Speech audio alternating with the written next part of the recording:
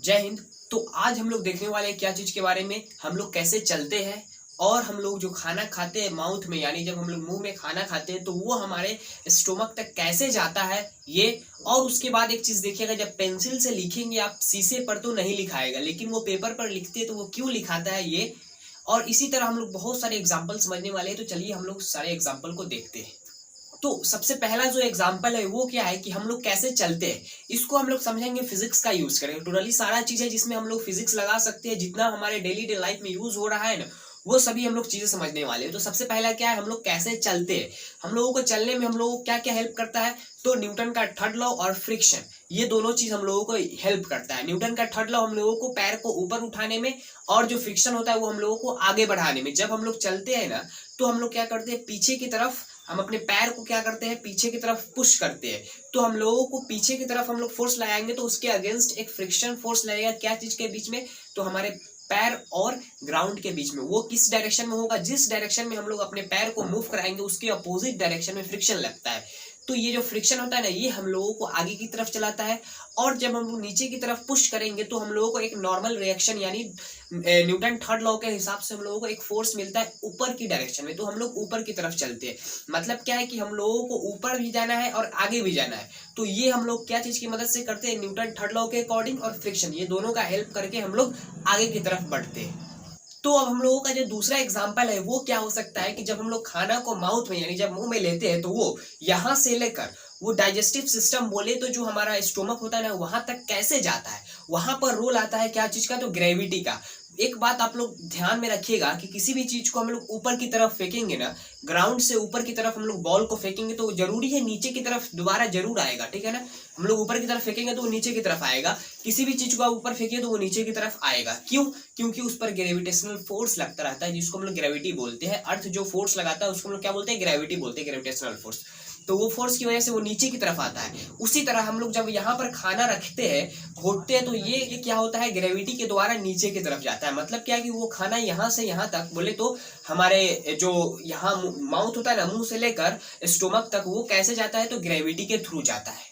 तो जो हमारा तीसरा एग्जाम्पल है ना वो क्या है, वो है जब हम लोग सीढ़ी से ऊपर की तरफ जाते हैं। जो हमारे घर में सीढ़ी होता है ना छत पर जाने के लिए, उससे जब हम लोग ऊपर की तरफ जाएंगे तो हम लोगों को ज्यादा एफर्ट लगाना पड़ता है, ज्यादा दम लगाना पड़ता है। लेकिन जब हम लोग सीढ़ी से नीचे की तरफ आएंगे, ऊपर से नीचे की तरफ, तो हम लोगों को ज्यादा एफर्ट नहीं लगाना पड़ता, बल्कि हम लोगों को आसानी से आ जाते हैं। कोई भी हम लोगों को मतलब एनर्जी ज्यादा लॉस नहीं करना पड़ता है। वो क्यों होता है, हम लोग को ज्यादा दम क्यों लगाना पड़ता है जब नीचे से ऊपर जाते हैं। किसी भी आप सर पर एक बोरा कुछ ले लेंगे, बहुत सारा सामान लोड ले लेंगे और चढ़ेंगे सीढ़ी पर, तो चढ़ाई नहीं देगा, आप लोगों को बहुत ज्यादा दम लगाना पड़ेगा, आप आधा पर जाकर ही रुक जाएंगे।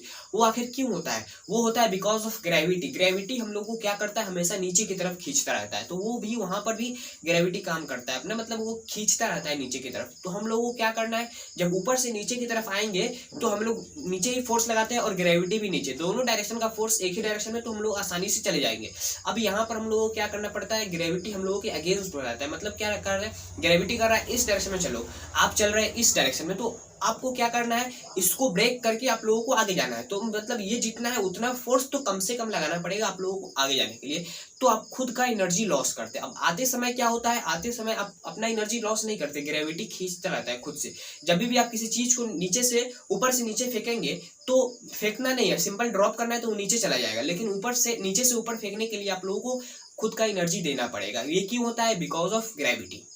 और जो फोर्थ एग्जांपल है वो क्या है कि जब हम लोग पेंसिल को लेंगे और उससे आईने पर लिखेंगे, जिसमें हम लोग अपना फेस देखते हैं ना, उस आईने पर लिखेंगे तो वो नहीं लिखाएगा, लेकिन वही पेपर पर लिखते हैं तो लिखा जाता है। आखिर क्यों, वहां पर होता है फ्रिक्शन रोल करता है। फ्रिक्शन फ्रिक्शन बेसिकली जब हम लोग आईने में फ्रिक्शन लगता है, लेकिन वो इतना कम लगता है, इतना कम, जो जिसकी वजह से वहां पर हम लोगों को दिखाई नहीं देता जो पेंसिल लिखता है। लेकिन जब पेपर पर हम लोग लिखते हैं तो वहां पर फ्रिक्शन ज्यादा होता है एज कम्पेयर टू आईना, ठीक है ना। जो शीशा और मिरर होता है ना, उसके कंपेयर में जो पेपर होता है ना उस पर फ्रिक्शन ज्यादा लगता है। फ्रिक्शन ज्यादा लगने की वजह से उस पेंसिल से लिखा जा सकता है।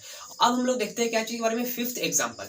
फिफ्थ एग्जाम्पल ये हो सकता है कि जब आप ट्रेन चलती, ट्रेन बहुत दूर है और उसका जो रेल पटरी है ना वो क्या है, तो बेसिकली आप कम से कम 1 किलोमीटर 2 किलोमीटर दूर ट्रेन चल रहा है और उसका जो रेलवे ट्रैक है ना, उस ट्रैक पर जब अपना कान रखेंगे तो सुनेंगे तो उस ट्रेन का जो वाइब्रेशन होता है ना वो आप लोगों को सुनाई देगा। वो क्यों होता है, बिकॉज ऑफ जो आयरन होता है ना, यानी जो सॉलिड सब्सटेंस होता है ना, उसमें साउंड क्या होता है, बहुत तेजी ट्रेवल करता है। देखिए आप लोग एक कंफ्यूजन में हमेशा रहते हैं कि साउंड अंदर माने सॉलिड के अंदर ट्रेवल करता है या सॉलिड के सरफेस पर।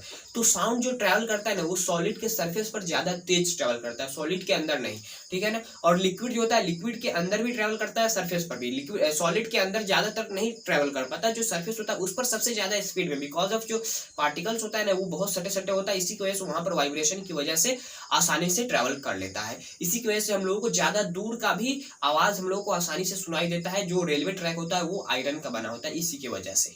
तो आई होप आप लोगों को ये सारा फिजिक्स का लॉजिक डेली डे लाइफ में समझ में आ गया होगा। समझ में आया है तो इस वीडियो को लाइक और चैनल पर नए हैं तो चैनल को सब्सक्राइब कर लीजिए। चलते, जय हिंद, जय भारत।